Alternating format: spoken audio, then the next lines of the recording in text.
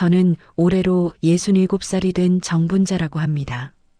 경상북도 구미 외곽 산자락 아래 작은 마을에서 혼자 살아가고 있지요.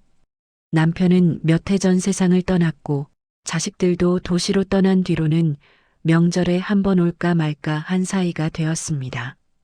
이제는 연락도 뜸해져 어디서 어떻게 사는지조차 모를 정도예요.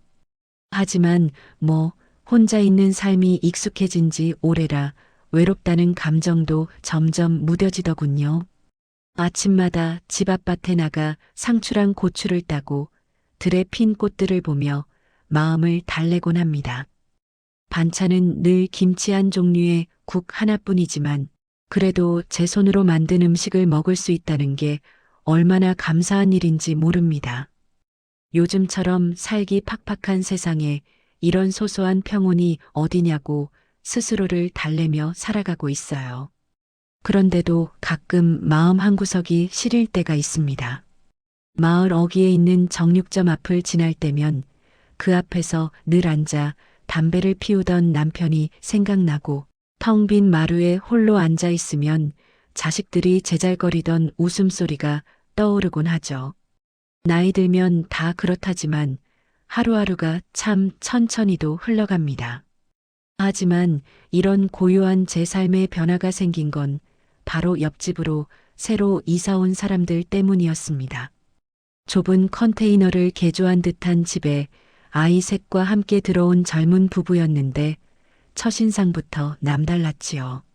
아이들은 얼굴에 검은 때가 묻은 채로 마당을 뛰어다녔고 그 부부는 늘 바삐 움직이며 무언가를 고치거나 만들고 있었습니다. 형편이 그리 넉넉해 보이지는 않았지만 이상하게도 그 집 앞을 지날 때면 이상하게 마음이 따뜻해지는 느낌이 들었어요. 그 집 엄마는 동네 사람들과 눈도 잘 마주치지 않고 무언가 조심스럽게 행동했지만 이상하게 저는 그 사람에게 자꾸 마음이 쓰였습니다. 그리하여 어느 날 제가 먼저 따끈한 된장국에 상추쌈을 담아 그 집 문 앞에 살짝 놓고 왔습니다. 괜히 거절당할까봐 말도 없이요. 그런데 그날 저녁 집 앞에 놓인 쪽지 한 장을 발견했습니다. 감사합니다. 아이들이 정말 잘 먹었습니다. 딱 한 줄. 그런데 그 한 줄이 왜 그렇게 가슴에 와닿던지요. 저는 그날 밤 오랜만에 따뜻한 꿈을 꾸었습니다. 그리고 몰랐습니다. 그 가족이 제 인생을 완전히 뒤바꿔 놓게 될 줄은요. 그날 이후로 저는 틈나는 대로 구기며 반찬을 조금씩 챙겨 그 집 문고리에 걸어두곤 했습니다. 날이 추워질 땐 따뜻한 옷가지며 전기장판 하나라도 보탤 수 없을까 고민했고 남편이 남기고 간 낡은 이불도 꺼내 다림질해서 건네보았습니다. 참 신기하게도 그 집 사람들은 단 한 번도 얼굴을 내밀지 않았지만 항상 정중하게 쪽지로 답을 주었지요. 된장국 맛있게 잘 먹었습니다. 아기 체했는데 따뜻한 보리차 덕분에 잠들었어요. 어떻게 이런 정을 받을 수 있을까요? 감사합니다. 쪽지 하나하나가 제 마음을 살살 어루만지는 것 같았습니다. 그렇게 얼굴은 모른 채 마음만 나누던 시간이 2달쯤 흐른 어느 날 드디어 그 집 여인이 제 앞에 직접 나타났습니다. 마을 입구에서 장을 보고 돌아오던 길 비탈길에 쭈그리고 앉아 울고 있는 그녀를 처음 보았습니다. 괜찮으세요? 하고 조심스레 물었더니 그녀는 깜짝 놀란 얼굴로 고개를 들었습니다. 얼굴이 새파랗게 질린 채였고 눈가에는 멍 자국이 선명했지요. 저는 순간적으로 모든 것을 알아챘습니다. 저 사람이 지금 아주 힘든 상황에 놓여 있다는 것을요. 입술을 깨문 그녀는 한참을 망설이다가 겨우 입을 열었습니다.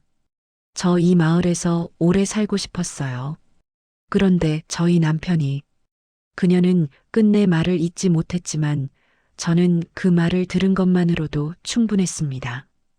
분명 그 남편에게 맞고 살고 있었던 겁니다. 저녁 무렵이면 어김없이 그 집에서 고함 소리가 들려오고 아이들이 우는 소리도 잦았던 게 떠올랐습니다. 저는 손을 내밀었습니다. 우리 집에 잠깐 들어가 있어요. 따뜻한 차 한 잔 드릴게요. 그녀는 말없이 고개를 끄덕이고 제 집 안으로 조심스럽게 들어왔습니다. 그렇게 저는 그날 처음으로 그 가족의 진짜 사정을 듣게 되었습니다. 남편은 몇 해 전까지 공장에서 일하던 사람이었지만 사고로 손을 다친 후 일자리를 잃었고 그 뒤로 술을 마시기 시작했답니다. 생활은 날이 갈수록 힘들어졌고 아이들까지 굶기는 날이 많아지자 그녀는 견디지 못하고 도망치듯 여기까지 흘러들어온 거라고 했습니다. 아이들만큼은 이렇게 살게 하고 싶지 않았어요. 그녀는 그렇게 말하며 눈물을 줄줄 흘렸고 저는 그녀의 손을 꼭 잡았습니다. 그날 이후 저는 매일 그녀와 아이들에게 작은 식사를 챙겨주고 마을 어귀에서 간단한 일거리도 함께 했습니다. 그러다 어느 날 일이 터졌습니다. 그녀의 남편이 집 앞에 난입한 겁니다. 대문을 발로 걷어차고 큰 소리로 고래고래 고함을 지르며 그녀를 끌고 나가려 했지요. 제가 말리자 저에게까지 소리를 지르며 밀치고 위협하기 시작했습니다. 그런데 그 순간 놀라운 일이 벌어졌습니다. 평소 조용하기만 하던 동네 어르신들이 하나둘 모여들기 시작한 겁니다. 여기선 이러면 안 되지. 이 할매가 이 동네를 몇십 년을 지켜왔는데 누구 마음대로 함부로 해? 당신 지금 경찰 부르기 전에 당장 가시오. 그날 처음으로 저는 제가 혼자가 아니라는 걸 느꼈습니다. 가난하지만 따뜻한 이웃들의 마음이 그 순간 제 등을 밀어준 겁니다. 남편은 결국 주위 사람들의 눈총과 경찰 신고로 인해 그대로 도망치듯 사라졌고 그녀는 제 품에 안겨 한참을 울었습니다. 그날 이후 그 젊은 여인은 제 집에서 머물게 되었습니다. 아이 셋과 함께 좁은 마루를 나눠 자며 하루하루 조심스레 숨을 고르며 살아갔지요. 저는 무섭고 낯선 세상 속에서도 아이들이만큼은 웃을 수 있어야 한다는 생각에 매일 아침 따뜻한 국을 끓이고 남편이 생전에 쓰던 나무 장난감을 꺼내 아이들에게 건네기도 했습니다. 그녀도 많이 달라졌습니다. 처음에는 사소한 일에도 깜짝깜짝 놀라던 그녀가 시간이 지나며 웃음을 되찾기 시작했죠. 그 웃음 속에서 저는 젊은 시절 제 모습을 본 것 같아 괜히 마음이 찡했습니다. 사람은 희망이라는 걸 한번 붙잡으면 그렇게 사라지나 봅니다. 하지만 세상은 그렇게 쉽게 내버려 두지 않았습니다. 며칠 후 마을 이장이 제 집을 찾아왔습니다. 얼굴에는 딱딱한 표정이 서려 있었고 말투는 예의는 지켰지만 내용은 날카로웠습니다.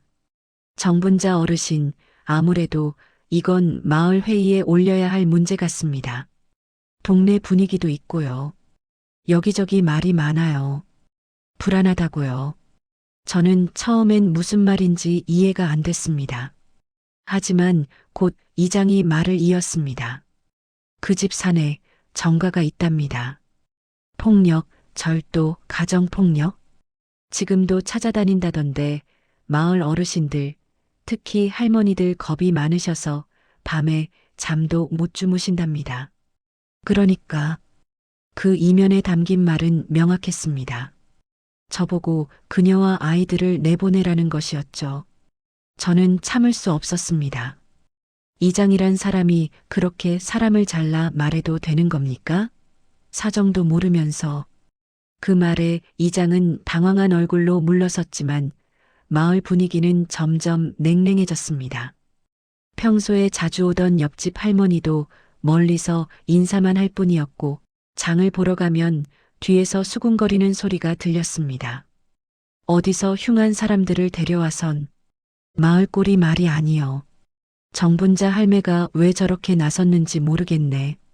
저는 매일같이 웃으며 아이들에게 밥을 차려주고 그녀에게 용기를 주려 애썼지만 속으로는 매일같이 무너져 내리고 있었습니다.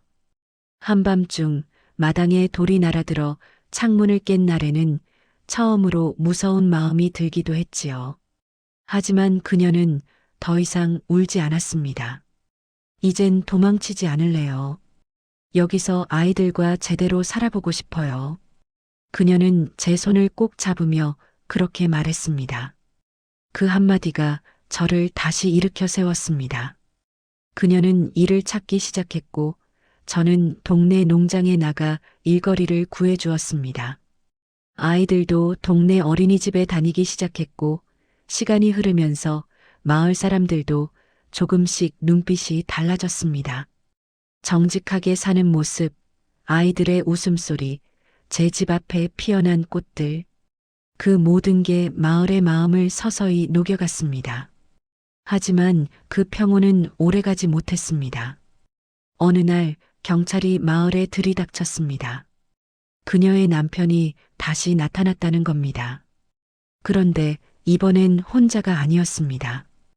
험상궂은 남자 셋과 함께였고 뭔가를 노리고 있다는 제보가 들어왔다는 겁니다. 경찰이 저희 집을 보호하기 위해 잠복하는 사이 저는 밤새 잠도 이루지 못하고 그녀와 아이들을 꼭 끌어안고 있었습니다. 아이들조차도 말없이 서로의 손을 꼭 잡고 잠이 들더군요. 그 밤 저는 처음으로 두려움보다 분노가 더 컸습니다. 저 아이들이 도대체 무슨 죄가 있냐고요.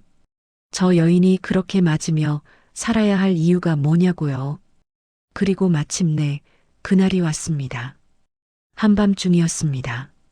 대문을 세차게 두드리는 소리에 잠에서 깼습니다. 경찰은 잠시 자리를 비운 상태였고 그 순간이 그놈들이 노린 틈이었지요. 그녀는 침대에서 벌떡 일어나 창밖을 내다봤고 저는 본능적으로 아이들을 끌어안고 안방 구석으로 몰았습니다. 문 밖에서는 익숙한 목소리가 들려왔습니다. 이봐, 거기 있는 거 다 알아. 문 안 열어? 여기서 이러지 말고 그냥 조용히 나오라고. 그 목소리 분명 그 남편이었습니다. 그리고 그 뒤로 들리는 험악한 말투와 철컥대는 쇠막대 소리. 저는 손이 덜덜 떨려왔지만 문을 열 수는 없었습니다. 그녀는 식은땀을 흘리며 작은 부엌에서 흉기로 쓸만한 걸 찾아 헤맸고 저는 경찰에 전화를 걸며 떨리는 목소리로 위치를 알렸습니다. 지금 우리 집 앞에 그놈이 다시 왔어요. 제발 좀 빨리 좀 와주세요. 그 순간 쿵 하고 문이 한 차례 세게 흔들렸고 아이 하나가 놀라 울음을 터뜨렸습니다. 그녀는 이를 악물고 입을 틀어막았고 저는 담요를 덮어 아이들을 안아주었습니다. 시간은 느리게 그리고 무섭게 흘러갔습니다. 경찰은 왜 이리도 안 오는 걸까? 혹시 무슨 일이 생긴 건 아닐까? 온갖 생각이 머리를 스쳐갔습니다. 그때였습니다. 문이 드디어 부서졌고 그가 안으로 들어섰습니다. 술에 취한 듯 비틀거리며 소리쳤습니다. 너 거기서 뭐 하는 거야? 애들 데리고 이 짓 하고 싶었어? 내가 이렇게까지 찾아왔는데 어디다 대고 숨어 있어? 저는 그녀 앞으로 나서서 두 팔을 벌렸습니다. 여긴 못 들어와. 애들 앞에서 이게 뭔 짓이야. 그만하라니까. 하지만 그는 저를 밀쳐냈고 저를 향해 손을 들었습니다. 그 순간 뒤에서 그녀가 조용히 식칼을 든 손으로 그를 겨눴습니다. 그녀의 손은 떨리고 있었지만 눈빛만큼은 단단했습니다. 더 이상은 안 돼요. 이번엔 절대 물러서지 않을 거예요. 애들 앞에서 이러지 말아요. 제발. 그 남자는 멈칫했습니다. 그리고 그때 사이렌 소리와 함께 순찰차가 마당에 멈춰 섰습니다. 몇 명의 경찰이 순식간에 안으로 들이닥쳤고 그는 그대로 바닥에 제압당했습니다. 함께 있던 남자들도 하나둘 체포됐고 그 광경을 보며 저는 무릎이 풀려 그대로 주저앉고 말았습니다. 그녀는 눈물을 흘리며 아이들을 끌어안았고 저는 그 모습을 지켜보다가 울음이 터졌습니다. 감정이 억눌려 있다가 한꺼번에 터져 나온 거죠. 그 모든 공포와 분노, 그리고 안도 그날 밤, 저희 집은 눈물과 숨죽인 울음으로 가득 찼습니다. 경찰은 그녀에게 정식으로 신변 보호 요청을 권유했고, 마을도 사건 이후로 크게 술렁였습니다. 다음 날, 이장이 제 집을 다시 찾았고, 전날과는 전혀 다른 얼굴로 말했습니다. 정분자 어르신, 제가 미안합니다. 어르신이 맞았네요. 우리 마을도 저희도 너무 쉽게 판단했어요.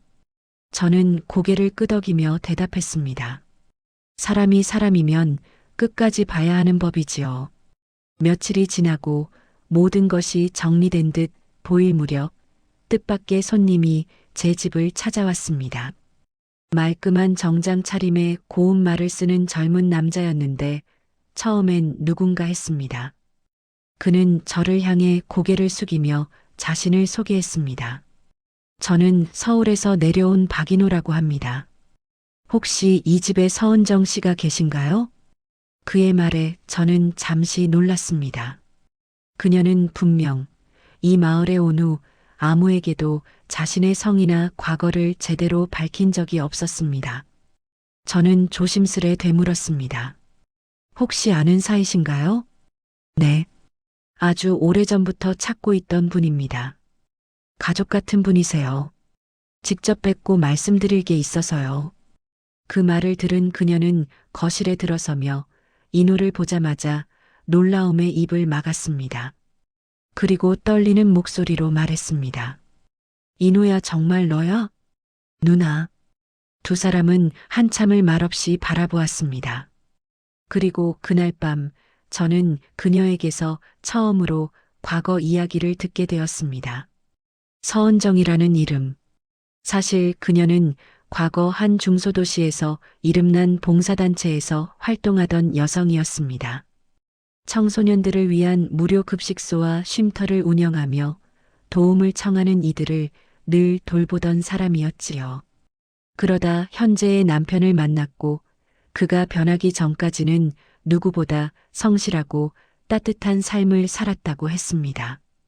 하지만 남편이 사업 실패 후 폭력적으로 변했고 도박빚까지 떠안게 되면서 그녀는 모든 것을 버리고 도망칠 수밖에 없었다고 고백했습니다.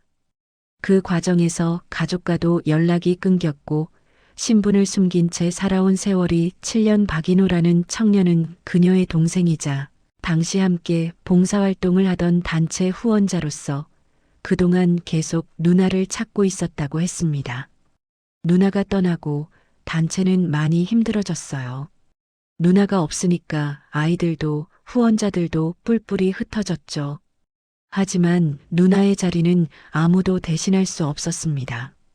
그래서 포기하지 않고 찾았어요. 그리고 여기까지 오게 됐습니다. 그녀는 말없이 눈물을 흘렸고 저는 그저 조용히 손을 잡아주었습니다. 인호는 가방에서 무언가를 꺼냈습니다. 한 장의 서류였습니다. 이건 누나 앞으로 된 서류입니다. 그때 함께 만들었던 청소년 보호센터 부지입니다. 아직도 누나 명의로 되어 있어요. 이제 그곳을 다시 시작할 수 있어요. 그 말에 그녀는 고개를 떨구며 말했습니다. 그런 일을 다시 할 수 있을까요? 나 같은 사람이. 누나야말로 꼭 해야 할 사람이에요. 누나처럼 아이들을 진심으로 품어줄 수 있는 사람은 없어요. 그날 밤 저는 잠을 이룰 수 없었습니다. 그녀가 그렇게 아픈 과거를 품고 살아왔다는 사실에 마음이 아렸고 동시에 이 모든 인연이 그냥 만들어진 게 아니라는 생각이 들었습니다. 아마도 그녀는 다시 세상을 향해 나아갈 준비가 된 것 같았습니다.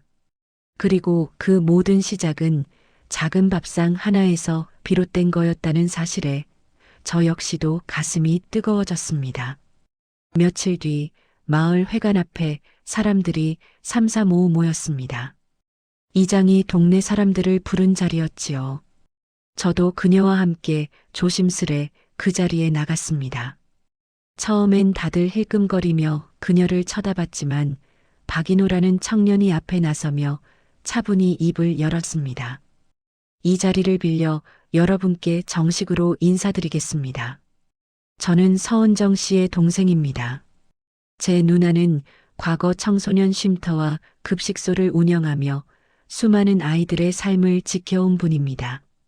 하지만 사적인 가정사로 인해 갑작스레 모든 걸 내려놓고 자취를 감추셨고 저는 그 후로 7년을 누나를 찾기 위해 돌아다녔습니다. 그는 누나의 과거, 그간의 고통, 그리고 이 마을에서 다시 살아갈 용기를 준 이웃들의 이야기를 조곤조곤 풀어놓았습니다. 마을 사람들은 처음엔 멍한 얼굴로 듣고 있었지만 점점 표정이 바뀌기 시작했습니다.